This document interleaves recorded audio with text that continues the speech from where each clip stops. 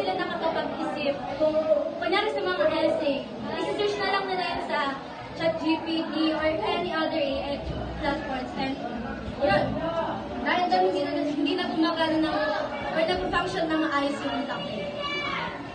Magandang hapon po. Ngayon ay aking tatanungin si Sir Jake. Yun daw yung Sir Jake, naniniwala ka po ba napapalitan ng AI ang trabaho ng tao? Ipaliwanag po. Hindi ako naniniwala mapapalitan ng AI ang trabaho ng tao dahil sa trabaho kailangan mo ng puso. Siyempre ang AI walang puso.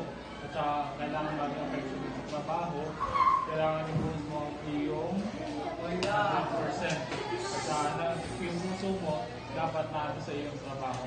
Dahil kung ang AI ay papalitan ng trabaho ng mga tao, mawawalan nito ng essence.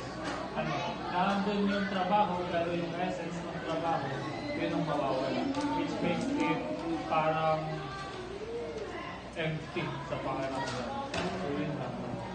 Maraming salamat po. Paano po natin may iwasan ng mali? Para sa akin, para maiwasan naman yung paggamit ng AI. Gamitin mo lang to bilang gabay. Kapag meron kang mga lesson na hindi naiintindihan or nauunawaan, pwede mo itong gamitin para pagka mayroon ka ng idea kung paano ito gagawin.